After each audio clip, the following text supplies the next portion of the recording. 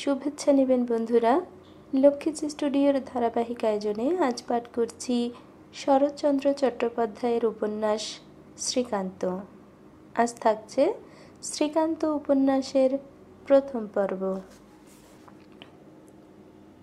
আমার এই ভবঘুরে জীবনের অপরাহ্ন বেলায় ইহারই একটা অধ্যায় বলিতে বসিয়া আজ কত কথাই না মনে পড়িতেছে।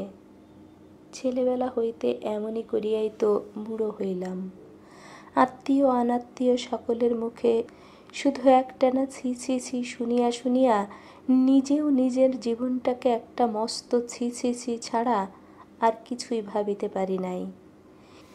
কিন্তু কি করিয়া যে জীবনের প্রভাতেই এই সুদীর্ঘ ছিছির ভূমিকা চিহ্নিত হইয়া গিয়াছিল, বহু কালান্তরে আজ সেই সব স্মৃত ও বিস্মৃত কাহিনীর মালা গাঁথিতে বসিয়া যেন হঠাৎ সন্দেহ হইতেছে। এই সিসিটা যত বড় করিয়া সবাই দেখাইয়াছে, হয়তো ঠিক তত বড়ই ছিল না। মনে হইতেছে হয়তো ভগবান যাহাকে তাহার বিচিত্র সৃষ্টির ঠিক মাঝখানটিতে টান দেয়, তাহাকে ভালো ছেলে হইয়া এক্সামিন পাশ করিবার সুবিধাও দেন নাই। গাড়ি পালকি চড়িয়া বহু লোক লস্কর সম্মভিব্যাহারে ভ্রমণ করিয়া তাহাকে কাহিনী নাম দিয়া ছাপাইবার অভিরুচিও দেন না। বুদ্ধি হয়তো তাহাকে কিছু দেন, কিন্তু বিষয়ী লোকেরা তাহাকে সুবুদ্ধি বলে না। তাই প্রবৃত্তি তাহাদের এমনই অসঙ্গত খাপছাড়া এবং দেখিবার বস্তু ও তৃষ্ণাটা স্বভাবতই এতই বেয়াড়া হইয়া ওঠে যে তাহার বর্ণনা করিতে গেলে সুধী ব্যক্তিরা বোধ করি হাসিয়াই খুন হইবেন। তারপর সেই মন্দ ছেলেটি যে কেমন করিয়া অনাদরে অবহেলায় মন্দের আকর্ষণে মন্দ হইয়া ধাক্কা খাইয়া ঠক্কর খাইয়া অজ্ঞাতসারে অবশেষে একদিন অপযশের ঝুড়ি কাঁধে ফেলিয়া কোথায় সরিয়া পড়ে, সুদীর্ঘদিন আর তাহার কোনো উদ্দেশ্যই পাওয়া যায় না। অতএব এ সকলও থাক, যাহা বলিতে বসিয়াছি তাহাই বলি। কিন্তু বলিলেই তো বলা হয় না। ভ্রমণ করা এক, তাহা প্রকাশ করা আর এক। যাহার পা দুটো আছে সেই ভ্রমণ করিতে পারে, কিন্তু হাত দুটা থাকিলেই তো আর লেখা যায় না, সে যে ভারী শক্ত। তাছাড়া মস্ত মুশকিল হইয়াছে আমার এই যে ভগবান আমার মধ্যে কল্পনা কবিত্বের বাষ্পটুকুও দেন নাই।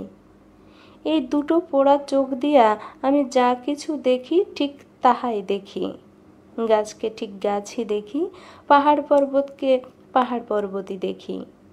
জলের দিকে চাহিয়া জলকে জল ছাড়া আর কিছুই মনে হয় না। আকাশে মেঘের পানে চোখ তুলিয়া রাখিয়া ঘাড়ে ব্যথা করিয়া ফেলিয়াছি, কিন্তু যে মেঘ সেই মেঘ। কাহারও নিবিড় এলোকেশের রশি চুলাই যাক, এক গাছে চুলের সন্ধানও কোনোদিন তাহার মধ্যে খুঁজিয়া পায় নাই। চাঁদের পানে চাহিয়া চাহিয়া চোখ ঠিকরাইয়া গিয়াছে, কিন্তু কাহারও মুখটুকু তো কখনোই নজরে পড়ে নাই। এমন করিয়া ভগবান যাহাকে বিড়ম্বিত করিয়াছেন, তাহার দ্বারা কবিত্ব সৃষ্টি করা তো চলে না, চলে শুধু সত্য কথা সোজা করিয়া বলা। অতএব আমি তাহাই করিব। কিন্তু কি করিয়া ভবঘুরে হইয়া পড়িলাম, সে কথা বলিতে গেলে প্রভাত জীবনে এ নেশায় কে মাতাইয়া দিয়াছিল তাহার একটু পরিচয় দেওয়া আবশ্যক। তাহার নাম ইন্দ্রনাথ। আমাদের প্রথম আলাপ একটা ফুটবল ম্যাচে। আজ সে বাঁচিয়া আছে কিনা জানি না, আর বহু বৎসর পূর্বে একদিন অতি প্রত্যুষে ঘরবাড়ি বিষয়াশয় আত্মীয় স্বজন সমস্ত ত্যাগ করিয়া সেই যে এক বস্ত্রে সে সংসার ত্যাগ করিয়া চলিয়া গেল, আর কখনো ফিরিয়া আসিল না। উহ, সে দিনটা কি মনেই পড়ে। স্কুলের মাঠে বাঙালি ও মুসলমান ছাত্রদের ফুটবল ম্যাচ। সন্ধ্যা হয় হয় মগ্ন হইয়া দেখিতেছি, আনন্দের সীমা নাই। হঠাৎ ওরে বাবা, এ কি রে! চটাপট শব্দ এবং মারো শালাকে, ধরো শালাকে, কি একরকম যেন বিহব্বল হইয়া গেলাম। মিনিট 2-3 ইতোমধ্যে কে যে কোথায় অন্তর্ধান হইয়া গেল ঠাহর পাইলাম না। ঠাকুর পাইলাম ভালো করিয়া তখন, যখন পিঠের উপর একটা আস্ত ছাতির বাট পটাশ করিয়া ভাঙিল এবং আরও গোটা 2-3 মাথার উপর পিঠের উপর উদ্যত হইতে দেখিলাম। 5-7 জন মুসলমান ছোকরা তখন চারিদিকে বহু রচনা করিয়াছে। পালাইবার এতটুকু পথ নেই। আরও একটি ছাতির বাট, আরও একটা। ঠিক সেই মুহূর্তে যে মানুষটি বাহির হইতে বিদ্যুৎ গতিতে বুহু ভেদ করিয়া আমাকে আগলাইয়া দাঁড়াইল, সেই ইন্দ্রনাথ। ছেলেটি কালো, তাহার বাঁশির মতো নাক, প্রশস্ত সুডৌল কপাল, মুখে 2-4টি বসন্তের দাগ, মাথা আমারই মতো কিন্তু বয়সে কিছু বড়। কহিল, ভয় কি, ঠিক আমার পেছনে পেছনে বেরিয়ে এসো। ছেলেটির বুকের ভিতর সাহস এবং করুণা যাহা ছিল তাহা সুদুর্লভ হইলেও অসাধারণ হয়তো না, কিন্তু তাহার হাত দুখানি যে সত্যই অসাধারণ তাহাতে লেশমাত্র সন্দেহ নাই। শুধু জোরের জন্য বলিতেছি না, সে দুটি দৈর্ঘ্যে তাহার হাঁটুর নিচ পর্যন্ত পড়িত।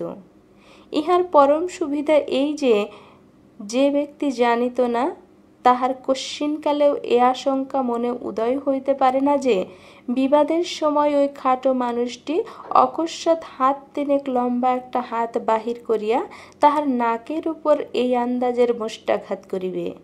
সে কি মুষ্টি, বাঘের থাবা বলিলেই হয়। মিনিট 2-এর মধ্যেই তাহার পিঠ ঘেঁষিয়া বাহিরে আসিয়া পড়িলাম। ইন্দ্র বিনা আড়ম্বরে কহিল, পালা। ছুটিতে শুরু করিয়া বলিলাম, তুমি? সে রুক্ষভাবে জবাব দিল, তুই পালা না, গাধা কোথাকার। গাধাই হই আর যাই হই, আমার বেশ মনে পড়ে আমি হঠাৎ ফিরিয়া দাঁড়াইয়া বলিয়াছিলাম, না। ছেলেবেলা মারপিট কে না করিয়াছে, কিন্তু পাড়া গায়ের ছেলে আমরা। মাস 2-3 পূর্বে লেখাপড়ার জন্য শহরে পিসিমার বাড়ি আসিয়াছি। ইতিপূর্বে এভাবে দল বাঁধিয়া মারামারিও করি নাই। এমন আস্ত 2টা ছাতির বাট পিঠের উপরও কোনোদিন ভাঙে নাই। তথাপি একা পলাইতে পারিলাম না। ইন্দ্র একবার আমার মুখের প্রতি চাহিয়া কহিল, না তবে কি, দাঁড়িয়ে মার খাবি নাকি? ওই দিক থেকে ওরা আসছে। আচ্ছা, তবে খুব কষে দৌড়া। এই কাজটা বরাবরই খুব পারি। বড় রাস্তার উপরে আসিয়া যখন পৌঁছানো গেল তখন সন্ধ্যা হইয়া গিয়াছে। দোকানে দোকানে আলো জ্বলিয়া উঠিয়াছে এবং পথের উপর মিউনিসিপ্যালিটির কেরোসিন ল্যাম্প লোহার থামের উপরে এইখানে একটা আর ওইখানে একটা জ্বালা হইয়াছে। চোখের জোর থাকিলে একটার কাছে দাঁড়াইয়া আরেকটার দেখা যায় না তা নয়। আততায়ীর শঙ্কা আর নাই। ইন্দ্র অতি সহজে স্বাভাবিক গলায় কথা কহিল। আমার গলা শুকাইয়া গিয়াছিল, কিন্তু আশ্চর্য, সে এতটুকু আহা পায় নাই। এতক্ষণ যেন কিছুই হয় নাই, মারে নাই, মার খায় নাই, ছুটিয়া আসে নাই, না কিছুই নয়। এমনি জিজ্ঞাসা করিল, তোর নাম কি রে? শ্রীকান্ত। শ্রীকান্ত? আচ্ছা বলিয়া সে তাহার জামার পকেট হইতে 1 মুঠা শুকনো পাতা বাহির করিয়া কতকটা নিজের মুখে পুরিয়া দিয়া কতকটা আমার হাতে দিয়া বলিল, বেটাদের খুব ঠুকেছি, জীব। কি এ? সিদ্ধি। আমি অত্যন্ত বিস্মিত হইয়া কহিলাম, সিদ্ধি? এ আমি খাই নে। সে ততোধিক বিস্মিত হইয়া কহিল, খাস নে? কোথাকার গাধারে? বেশ নেশা হবে, চিবো, চিবিয়ে গেলে ফেল। নেশা জিনিসটার মাধুর্য তখন তো আর জানি নাই, তাই ঘাড় নাড়িয়া ফিরাইয়া দিলাম। সে তাহাও নিজের মুখে দিয়া চিবাইয়া গিলিয়া ফেলিল। আচ্ছা, তাহলে সিগারেট খা। বলিয়া আরেকটা পকেট হইতে গোটা 2 সিগারেট ও দেশলাই বাহির করিয়া একটি আমার হাতে দিয়া অপরটা নিজে ধরাইয়া ফেলিল। তারপরে তাহার 2 করতল বিচিত্র উপায়ে জড়ো করিয়া সেই সিগারেটটাকে কলিকার মতো করিয়া টানিতে লাগিল। বাপরে, সে কি টান! এক টানে সিগারেটের আগুন মাথা হইতে তলায় নামিয়া আসিল। চারিদিকে লোক। আমি অত্যন্ত ভয় পাইয়া গেলাম। সভয়ে প্রশ্ন করিলাম, চুরুট খাওয়া কেউ যদি দেখে ফেলে? ফেললেই বা, সবাই জানে, বলিয়া স্বচ্ছন্দে সে টানিতে টানিতে রাস্তার মোড় ফিরিয়া আমার মনের উপর একটা প্রগাঢ় ছাপ মারিয়া দিয়া আরেক দিকে চলিয়া গেল। আজ আমার সেই দিনের অনেক কথাই মনে পড়িতেছে। শুধু এইটি স্মরণ করিতে পারিতেছি না, ওই অদ্ভুত ছেলেটিকে সেদিন ভালোবাসিয়াছিলাম, কিংবা তাহার প্রকাশ্যে সিদ্ধি ও ধূমপান করার জন্য তাহাকে মনে মনে ঘৃণা করিয়াছিলাম। তারপর মাসখানেক গত হইয়াছে। সেদিনের রাত্রিটা যেমন গরম তেমনি অন্ধকার, কোথাও গাছের একটা পাতা পর্যন্ত নড়ে না। ছাদের উপর সবাই শুইয়াছিলাম। 12টা বাজে, তথাপি কাহারও চক্ষে নিদ্রা নাই। হঠাৎ কি মধুর বংশীস্বর কানে আসিয়া লাগিল, সহজ রামপ্রসাদী সুর। কত তো শুনিয়াছি, কিন্তু বাঁশিতে যে এমন মুগ্ধ করিয়া দিতে পারে তাহা জানিতাম না।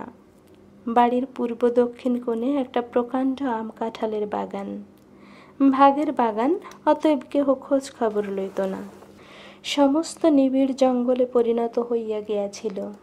শুধু গরু বাছুরের যাতায়াতে সেই বনের মধ্য দিয়া সরু একটা পথ পড়িয়াছিল। মনে হইল যেন সেই বনপথেই বাঁশির সুর ক্রমশ নিকটবর্তী হইয়া আসিতেছে। পিসিমা উঠিয়া বসিয়া তাহার বড় ছেলেকে উদ্দেশ করিয়া বলিলেন, হ্যাঁ রে নবীন, বাঁশি বাজায় কে? রায়েদের ইন্দ্র নাকি? বুঝিলাম ইহারা সকলেই ওই বংশীধারীকে চেনেন। বরদা বলিলেন, সে হতভাগা ছাড়া এমন বাঁশি বা বাজাবে কে, আর ওই বনের মধ্যেই বা ঢুকবে কে? বলিস কি রে, ও কি গোসাই বাগানের ভেতর দিয়ে আসছে নাকি? বরদা বলিলেন, পিসিমা এই ভয়ঙ্কর অন্ধকারে ওই অদূরবর্তী গভীর জঙ্গলটা স্মরণ করিয়া মনে মনে বোধ করি শিহরিয়া উঠিলেন। ভীত কণ্ঠে প্রশ্ন করিলেন, আচ্ছা, ওর মা কি বারণ করে না? গোসাই বাগানে কত লোক যে সাপের কামড়ে মরেছে তার সংখ্যা নেই। আচ্ছা, ও জঙ্গলে এত রাত্রি ছোড়াটা কেন? বরদা একটুখানি হাসিয়া বলিলেন, আর কেন? ও পাড়া থেকে এ পাড়ার আসার এই সোজা পথ। যার ভয় নেই, প্রাণের মায়া নেই, সে কেন বড় রাস্তা ঘুরতে যাবে মা? ওর শিগগির আসা নিয়ে দরকার। তা সে পথে নদী নালাই থাক, আর সাপ খোপ বাঘ ভালুকি থাক।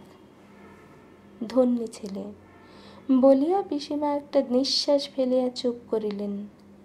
বাঁশির সুর ক্রমশ সুস্পষ্ট হইয়া আবার ধীরে ধীরে অস্পষ্ট হইয়া দূরে মিলাইয়া গেল। এই সেই ইন্দ্রনাথ। সেদিন ভাবিয়াছিলাম, যদি অতখানি জোর এবং এমনি করিয়া মারামারি করিতে পারিতাম। আর আজ রাত্রে যতক্ষণ না ঘুমাইয়া পড়িলাম, ততক্ষণ কেবলই কামনা করিতে লাগিলাম, যদি অমনি করিয়া বাঁশি বাজাইতে পারিতাম। কিন্তু কেমন করিয়া ভাব করি, সে যে আমার অনেক উচ্চে। তখন স্কুলেও সে আর পড়ে না। শুনিয়াছিলাম হেডমাস্টার মহাশয় অবিচার করিয়া তাহার মাথায় গাধার টুপি দেবার আয়োজন করিতেই সে মর্মাহত হইয়া অকস্মাৎ হেডমাস্টারের পিঠের উপর কি একটা করিয়া ঘৃণা ভরে স্কুলের রেলিং ডিঙাইয়া বাড়ি চলিয়া আসিয়াছিল, আর যায় নাই। অনেক দিন পর তাহার মুখেই শুনিয়াছিলাম সে অপরাধ অতি অকিঞ্চিত। হিন্দুস্তানি পণ্ডিতজির ক্লাসের মধ্যেই নিদ্রাকর্ষণ হইত। এমনই এক সময়ে সে তাহার গ্রন্থিবদ্ধ শিখাটি কাঁচি দিয়া কাটিয়া ছোট করিয়া দিয়াছিল মাত্র। বিশেষ কিছু অনিষ্ট হয় নাই, কারণ পণ্ডিতজি বাড়ি গিয়া তাহার নিজের শিখাটি নিজের সাবকানের পকেটেই ফিরিয়া পাইয়াছিলেন, খোয়া যায় নাই। তথাপি কেন যে পণ্ডিতের রাগ পড়ে নাই এবং হেডমাস্টারের কাছে নালিশ করিয়াছিলেন, সে কথা আজ পর্যন্ত ইন্দ্র বুঝিতে পারে নাই।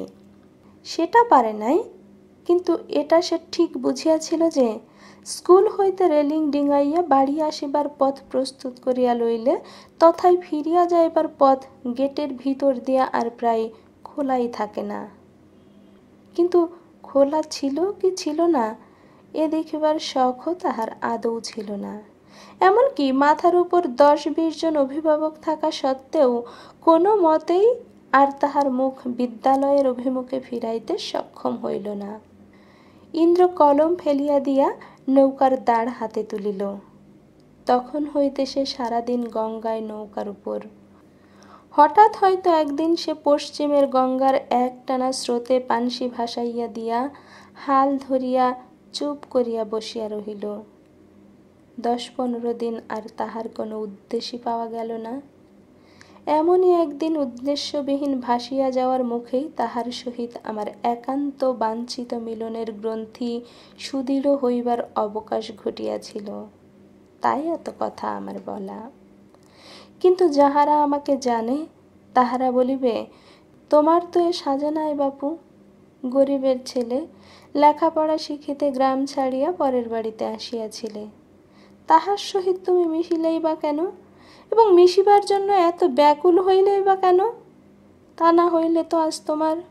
থাক থাক, এ আর বলিয়া কাজ নেই। সহস্র লোক এ কথা আমাকে লক্ষবার বলিয়াছে। নিজেকে নিজে আমি এ প্রশ্ন কোটিবার করিয়াছি, কিন্তু সব মিছে। কেন যে এ জবাব তোমরাও দিতে পারিবে না, এবং না হইলেও আজ আমি কি হইতে পারিতাম সে প্রশ্ন সমাধান করিতেও কেহ তোমরা পারিবে না। যিনি সব জানেন তিনিই শুধু বলিয়া দিতে পারেন কেন এত লোক ছাড়িয়া সেই একটা হতভাগার প্রতি আমার সমস্ত মন প্রাণটা পড়িয়া থাকিত, এবং কেন সেই মন্দের সঙ্গে মিলিবার জন্যই আমার দেহের প্রতিটি কণা পর্যন্ত উন্মুখ হইয়া উঠিয়াছিল। সেদিনটা আমার খুব মনে পড়ে। সারাদিন অবিশ্রান্ত বৃষ্টিপাত হইয়াও শেষ হয় নাই। শ্রাবণের সমস্ত আকাশটা ঘন মেঘে সমাচ্ছন্ন হইয়া আছে, এবং সন্ধ্যা উত্তীর্ণ হইতে না হইতেই চারিদিকে গাঢ় অন্ধকারে ছাইয়া গিয়াছে। সকাল সকাল খাইয়া লইয়া আমরা কয় ভাই নিত্য প্রথা মতো বাইরে বৈঠকখানায় ঢালা বিছানার উপর রেড়ির তেলের সেজ জ্বালাইয়া বই খুলিয়া বসিয়া গিয়াছি। বাহিরের বারান্দার একদিকে পিসে মশাই ক্যাম্বেসের খাটের উপর শুইয়া তাহার সান্ধ্যতন্দ্রাটুকু উপভোগ করিতেছেন, এবং অন্যদিকে বসিয়া বৃদ্ধ রামকমল ভরচাজ আফিং খাইয়া অন্ধকারে চোখ বুজিয়া থেলো হুকাই ধূমপান করিতেছেন। দেউড়িতে হিন্দুস্থানি পেয়াদাদের তুলসীদাসী সুর শোনা যাইতেছে, এবং ভিতরে আমরা 3 ভাই মেজদার কঠোর তত্ত্বাবধানে নিঃশব্দে বিদ্যাভ্যাস করিতেছি। ছোড়দা, যতীনদা ও আমি 3য় ও 4র্থ শ্রেণীতে পড়ি, এবং গম্ভীর প্রকৃতির মেজদা বার 2 এন্ট্রান্স ফেল করিবার পর গভীর মনোযোগের সহিত 3য়বারের জন্য প্রস্তুত হইতেছে। তাহার প্রচণ্ড শাসনে এক মুহূর্ত কাহারও সময় নষ্ট করিবার জো ছিল না। আমাদের পড়ার সময় ছিল 7:30 হইতে 9টা। এই সময়টুকুর মধ্যে কথাবার্তা কহিয়া মেজদার পাশের পড়ার বিঘ্ন না করি, এই জন্য তিনি নিজে প্রত্যহ পড়িতে বসিয়াই কাঁচি দিয়া কাগজ কাটিয়া 20-30 খানি টিকিটের মতো করিতেন। তাহার কোনোটাতে লেখা থাকিত বাইরে, কোনোটাতে থুথু ফেলা, কোনোটাতে নাক ঝাড়া, কোনোটাতে তেষ্টা পাওয়া ইত্যাদি। যতীনদা একটা নাক ঝাড়া টিকিট লইয়া মেজদার সম্মুখে ধরিয়া দিলেন। মেজদা তাহাতে স্বাক্ষর করিয়া লিখে দিলেন 8:33 হইতে 8:34 পর্যন্ত, অর্থাৎ এই সময়টুকুর জন্য সে নাক ঝাড়িতে যাইতে পারে। ছুটি পাইয়া যতীনদার টিকিট হাতে উঠিয়া যাইতেই ছোড়দা থুতু ফেলা টিকিট পেশ করিলেন। মেজদা না লিখিয়া দিলেন। কাজেই ছোড়দা মুখ ভারী করিয়া মিনিট 2 বসিয়া থাকিয়া তেষ্টা পাওয়া আর্জি দাখিল করিয়া দিলেন। এবার মঞ্জুর হইল। মেজদা সই করিয়া লিখিলেন 8:41 হইতে 8:47 পর্যন্ত। পরোয়ানা লইয়া ছোড়দা হাসি মুখে বাহির হইতেই যতীনদা ফিরিয়া আসিয়া হাতের টিকিট দাখিল করিলেন। মেজদা ঘড়ি দেখিয়া সময় মিলাইয়া একটা খাতা বাহির করিয়া সেই টিকিট গদ করিয়া হাঁটিয়া রাখিলেন। সমস্ত সাজ সরঞ্জাম তাহার হাতের কাছেই মজুদ থাকিত।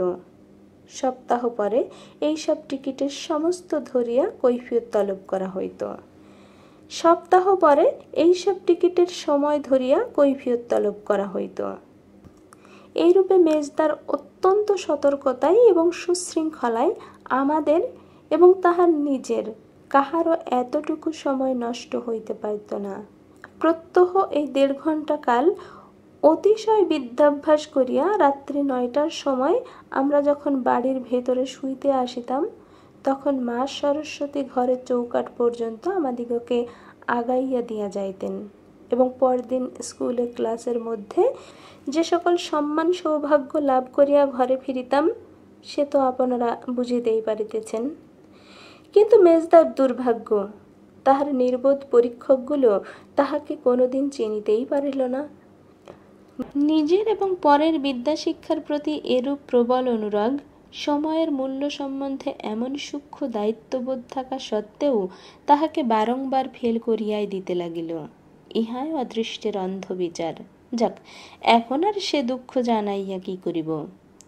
সে রাত্রেও ঘরের বাহিরে ওই জমাট অন্ধকার এবং বারান্দার তন্দ্রাভিভূত সেই দুটো বুড়ো, ভিতরে মৃদু দীপালোকের সম্মুখে গভীর অধ্যয়নরত আমরা 4টি প্রাণী।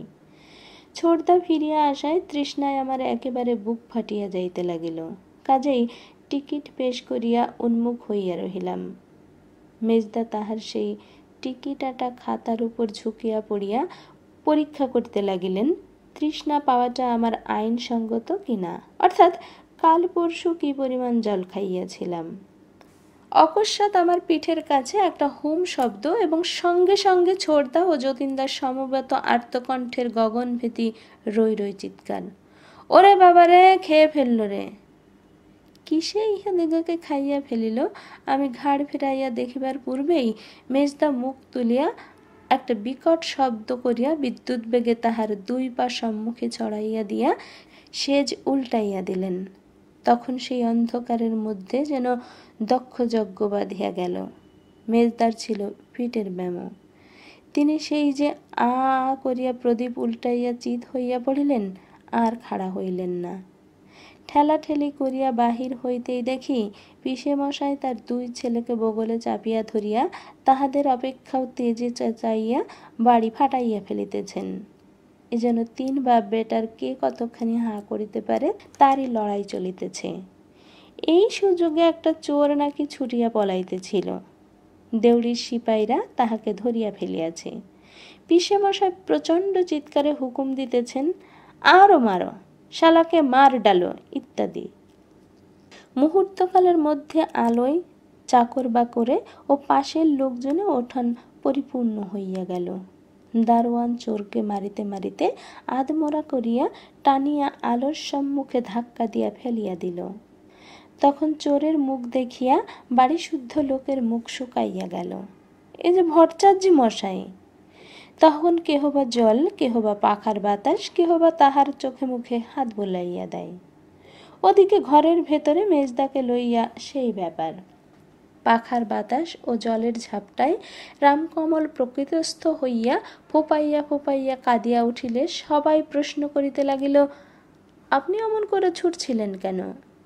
ভট্টাচার্য মশাই কাঁদিতে কাঁদিতে কহিলেন, বাবা বাঘ নয়, সে একটা মস্ত ভালুক, লাফ মেরে বৈঠকখানা থেকে বেরিয়ে এলো। ছোটদা ও যতীনদা বারংবার কহিতে লাগিল, ভালুক নয় বাবা, একটা নেকড়ে বাঘ, হুম করে ল্যাজটা গটিয়ে পাপোশের উপর বসেছিল। মেজদার চৈতন্য হইলে তিনি নির্মিলিত চক্ষে দীর্ঘশ্বাস ফেলিয়া সংক্ষেপে কহিলেন, দ্য রয়্যাল বেঙ্গল টাইগার। কিন্তু কোথা সে? মেজদার রয়্যাল বেঙ্গলই হোক আর রামকমলের মস্ত ভালুকই হোক, সে আসিলই বা কি রূপে, গেলই বা কোথায়? এতগুলো লোক যখন দেখিয়াছে তখন সে একটা কিছু বটেই। তখন কেহ বা বিশ্বাস করিল, কেহ বা করিল না, কিন্তু সবাই লণ্ঠন লইয়া ভয়চকিত নেত্রে চারিদিকে খুঁজিতে লাগিল। অকস্মাৎ পালোয়ান কিশোরী সিং ও বৈঠা বলিয়া এক লাফে একেবারে বারান্দার উপর, তারপর সেও এক ঠেলাঠেলি কাণ্ড। এতগুলো লোক সবাই একসঙ্গে বারান্দায় উঠিতে চায়, কাহারও মুহূর্ত বিলম্ব সয় না। উঠানের এক প্রান্তে একটা ডালিম গাছ ছিল। দেখা গেল তাহারই ঝোপের মধ্যে বসিয়া একটা বৃহৎ জানোয়ার, বাঘের মতোই বটে। চক্ষের পলকে বারান্দা খালি হইয়া বৈঠকখানা ভরিয়া গেল। জনপ্রাণী আর সেখানে নাই। সেই ঘরের ভিড়ের মধ্যে হইতে পিসেমশাইয়ের উত্তেজিত কণ্ঠস্বর আসিতে লাগল, সড়কি লাও, বন্দুক লাও। আমাদের পাশের বাড়ির গগনবাবুদের একটা মুঙ্গেরি গাদা বন্দুক ছিল, লক্ষ্য সেই অস্ত্রটার উপর। লাও তো বটে, কিন্তু আনে কি? ডালিম গাছটা যে দরজার কাছেই, এবং তাহারই মধ্যে যে বাঘ বসিয়া। হিন্দুস্তানিরা সাড়া দেয় না। তামাশা দেখিতে যাহারা বাড়ি ঢুকিয়াছিল তাহারাও নিস্তব্ধ। এমনই বিপদের সময়ে হঠাৎ কোথা হইতে ইন্দ্র আসিয়া উপস্থিত। সে বোধ করি সম্মুখের রাস্তা দিয়া চলিয়াছিল, হাঙ্গামা শুনিয়া বাড়ি ঢুকিয়াছে। নিমেষে শতকণ্ঠে চিৎকার করিয়া উঠিল, ওরে বাঘ, বাঘ, পালিয়ে আয় রে ছোড়া, পালিয়ে আয়। প্রথমটা সে থতমত খাইয়া ছুটিয়া আসিয়া ভিতরে ঢুকিল, কিন্তু ক্ষণকাল পরেই ব্যাপারটা শুনিয়া লইয়া একা নির্ভয়ে উঠানে নামিয়া গিয়া লণ্ঠন তুলিয়া বাঘ দেখিতে লাগিল। দোতলায় জানালা হইতে মেয়েরা রুদ্ধ নিঃশ্বাসে এই ডাকাত ছেলেটির পানে চাহিয়া দুর্গা নাম জপিতে লাগিল। পিসিমা তো ভয়ে কাঁদিয়াই ফেলিলেন। নিচে ভিড়ের মধ্যে গাদাগাদি দাঁড়াইয়া হিন্দুস্তানি সিপাহীরা তাকে সাহস দিতে লাগিল এবং একটা অস্ত্র পাইলেই নামিয়া আসে এমন আভাসও দিল। বেশ করিয়া দেখিয়া ইন্দ্র কহিল, দারিক বাবু, এ বাঘ নয় বোধ হয়। তাহার কথাটা শেষ হইতে না হইতেই সেই রয়্যাল বেঙ্গল টাইগার দুই থাবা জড় করিয়া মানুষের গলায় কাঁদিয়া উঠিল। পরিষ্কার বাঙ্গালা করিয়া কহিল, ভট্টাচার্য মশাই খড়ম হাতে সর্বাগ্রে ছুটিয়া আসিলেন, হারামজাদা, তুমি ভয় দাগাবার জায়গা লাও। সুতরাং তাহারই দাবি সর্বাপেক্ষা অধিক বলিয়া সেই গিয়া তাহার কান ধরিয়া হিড় হিড় করিয়া টানিয়া আনিল। ভট্টাচার্য মশাই তাহার পিঠের উপর খড়মের এক ঘা বসাইয়া দিয়া রাগের মাথায় হিন্দি বলিতে লাগিলেন, এ হারামজাদা বজ্জাতকে বাঁচতে আমার গতর চূর্ণ হো গিয়া। খোট্টা শালার বেটারা আমাকে যেন কিলাইকে পাকাইয়া দিয়া। শ্রীনাথের বাড়ি বারাসতে। সে প্রতি বৎসর এই সময়টায় একবার করিয়া রোজগার করিতে আসে। কালও এ বাড়িতে সে নারদ সাজিয়া গান শোনাইয়া গিয়াছিল। সে একবার ভট্টাচার্য মশায়ের, একবার পিসেমশায়ের পায়ে পড়িতে লাগিল। কহিল, ছেলেরা অমন করিয়া ভয় পাইয়া প্রদীপ উল্টাইয়া মহামারী কাণ্ড বাঁধাইয়া তোলায় সে নিজেও ভয় পাইয়া গাছের আড়ালে গিয়া লুকাইয়াছিল। ভাবিয়াছিল একটু ঠান্ডা হইলেই বাহির হইয়া তাহার সাজ দেখাইয়া যাইবে, কিন্তু ব্যাপার উত্তরোত্তর এমন হইয়া উঠিল যে তাহার আর সাহসে কুলাইল না। শ্রীনাথ কাকতি মিনতি করিতে লাগিল, কিন্তু পিসেমশায়ের আর রাগ পড়ে না। পিসিমা অমন উপর হইতে কহিলেন, তোমাদের ভাগ্যি ভালো যে সত্যিকারের বাঘ ভালুক বার হয়নি। যে বীর পুরুষ তোমরা আর তোমার দারোয়ানরা, ছেড়ে দাও বেচারিকে, আর দূর করে দাও দেড়ির ওই খোট্টাগুলোকে। একটা ছোট্ট ছেলের যা সাহস, এক বাড়ি লোকেরও তা নেই। পিসেমশাই কোনো কথাই শুনিলেন না, বরং পিসিমার এই অভিযোগের চোখ পাকাইয়া এমন একটা ভাব ধারণ করিলেন যে ইচ্ছা করিলেই তিনি এই সকল কথার যথেষ্ট সদুত্তর দিতে পারেন। কিন্তু স্ত্রীলোকের কথার উত্তর দিতে যাওয়াই পুরুষ মানুষের পক্ষে অপমানকর। তাই আরও গরম হইয়া হুকুম দিলেন, উহার ল্যাজ কাটিয়ে দাও। তখন তাহার সেই রঙিন কাপড় জড়ানো সুদীর্ঘ খড়ের ল্যাজ কাটিয়া লইয়া তাহাকে তাড়াইয়া দেওয়া হইল। পিসিমা উপর হইতে রাগ করিয়া বলিলেন, রেখে দাও, তোমার ওটা অনেক কাজে লাগবে। ইন্দ্র আমার দিকে চাহিয়া কহিল, তুই বুঝি এই বাড়িতে থাকিস শ্রীকান্ত? আমি কহিলাম, হ্যাঁ। তুমি এত রাত্রিরে কোথায় যাচ্ছ? ইন্দ্র হাসিয়া কহিল, রাত্রির কোথায় রে, এই সন্ধ্যা। আমি যাচ্ছি আমার ডিঙিতে, মাছ ধরে আনতে যাবি? আমি সভয়ে জিজ্ঞেস করিলাম, এই অন্ধকারে ডিঙিতে চড়বে? সে আবার হাসিল, কহিল, ভয় কি রে, সেই তো মজা। তাছাড়া অন্ধকার না হলে কি মাছ পাওয়া যায়? সাঁতার জানিস? খুব জানি। তবে আয় ভাই।